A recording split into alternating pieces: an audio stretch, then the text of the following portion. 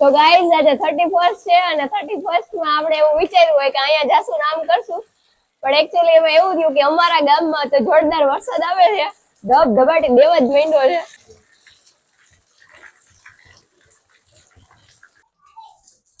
તમારા ગામમાં આવતો હોય તો કોમેન્ટ કરતા આવજો. અને મારી મમ્મી છે ને અહીંયા અત્યારે દહીં વડા બનાવે છે.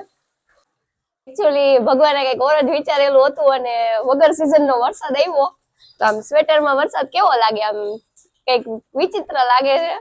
બધા અત્યાર સુધીના જે પ્લાન બનાવ્યા છે ને તો બધા કેન્સલ જ છે ભગવાનની દયાથી. એટલે અત્યારે એમ એવું છે કે લાઈટ વહી ગઈ છે એટલે ફ્લેશ લાઈટ થી વ્લોગ બનાવવો પડે છે. બધાને 2025 તો બહુ સારી રીતે યાદ રહેશે, કારણ કે નવરાત્રી બગાડી છે, જન્માષ્ટમી જેવી તેવી બગાડી છે અને દિવાળીમાં આવ્યો હતો. દિવાળીમાં એટલો બધો નતો આવ્યો પણ આવ્યો હતો, અને 31st બાકી રહી ગયું હતું ને એટલે આજે આવ્યો છે. આ 2025 નો છેલ્લો વરસાદ છે.